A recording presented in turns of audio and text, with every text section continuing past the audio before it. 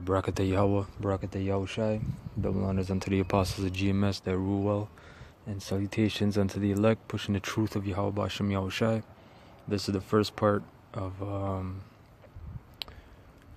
the Renaissance. All right, this is gonna be a shorter clip.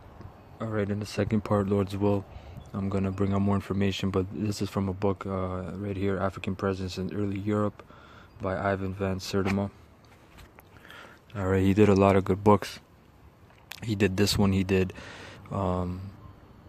African Presence in Early Asia, African Presence in Early America, and he did a couple other works, and they're really good, man. They go in detail. He talks a lot about the Moors, a lot of truth. There's bones mixed in with the meat, but you got to pick the meat apart from the bones. The spirit is coming out now. The history. The brother from Chicago, but believes he addressed himself as a brother Malcolm from Maccabean spirit. He's bringing out that history, man. A lot of brothers are bringing out history, so that spirit is coming out. So Lord's will, I'm going to do more of these videos like I used to do. But yeah, this book is really good, so I'm going to get into it. This is from page 258. It says, there were certain... So this is, again, remember, the Renaissance is all about Esau coming out of being civilized, basically. That's what it comes down to. It's them coming out of the Caucasus Mountains and them, basically, coming back to their rulership. That's what it comes down to. So I'm going to read from here, and I'm going to extrapolate and bring out, the truth of the spirit of Yahweh Bashem Yahushai. It says, there were certain islands in Britain where the Danes lingered for extended periods, and thus we have, for example, names like Leod, son to the Black Prince of Man, an island which the Danes dominated.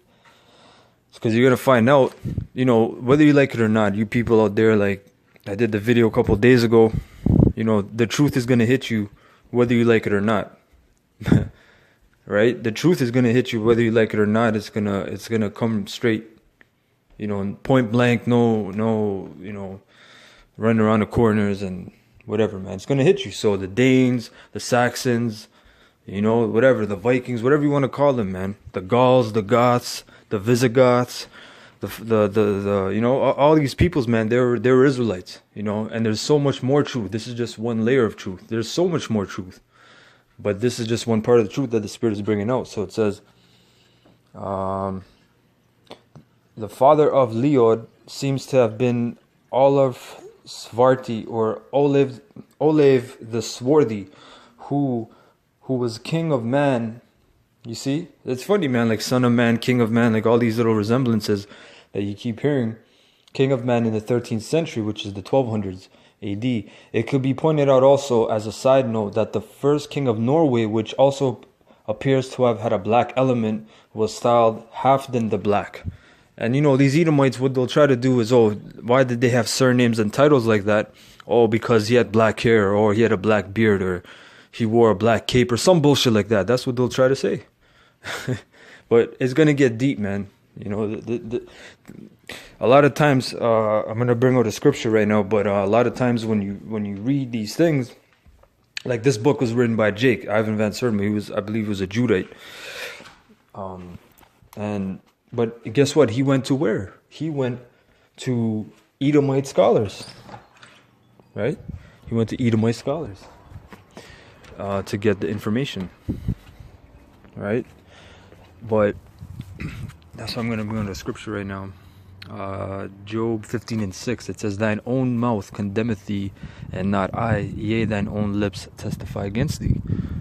Right? So the point is that Esau, he tells it himself, man. There's an author who made there was a book called History of Modern Day Brits, something to that effect. I forget the author's name, man. He was an Edomite though, and he even admitted, I think Ivan van Sertima puts it in this book, that he even admitted that, he went to go prove the opposite. The Edomites scholar went to go prove the opposite of Jakes and Israelites, blacks ruling in Europe. So he went to go digging and researching, and he admitted, he said even in his researches, he found the exact opposite, that Israelites, black men ruled Europe, man, in the Middle Ages, right? So it says, so Norway, see, look how far Norway, the nomadics of Norway, right? It says, a prominent Viking of the 11th century was Thorhall, who was aboard the ship that carried the Vikings to the American coast. Thorhall was a huntsman in summer, and in winter, the steward of Eric the Red. Right? They say, oh, look, he's red.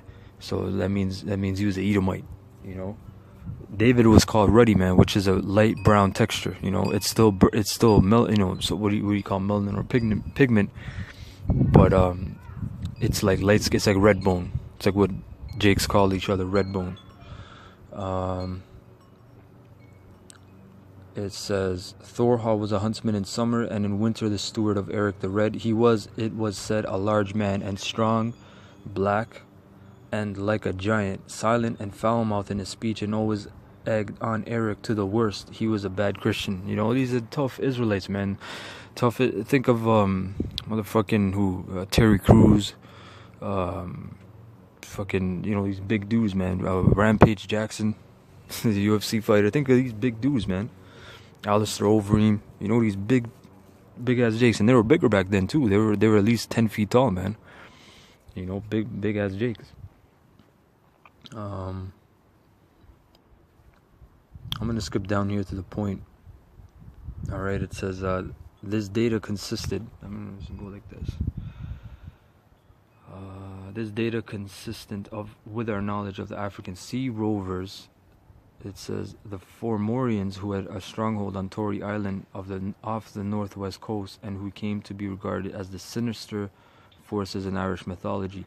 If our information is correct here, and we have no valid reason to propose otherwise, it becomes clear that in these early periods the possession and control of Britain was for a long time up for grabs, and it was only logical for the fears and hatreds that resulted from the martial interactions of the contestants to have remained very much alive, and also for a long time, as McRitchie points out. I believe that David McRitchie.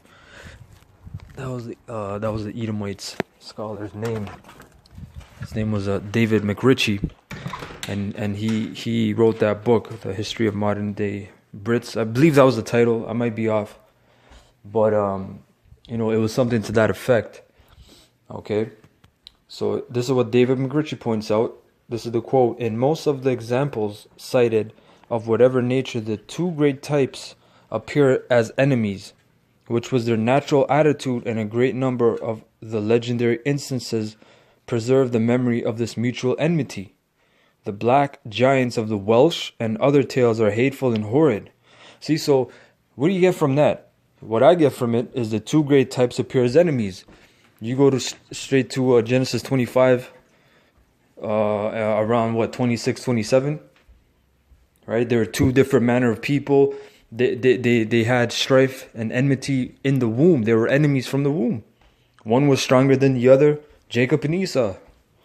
And this is McRitchie, man. This is a very, very top scholar, man. You can research about him. He already passed, I believe, but he was a top Edomite scholar, and he had to admit all this right now that he's saying. He says the Welsh oppressor, the Welsh black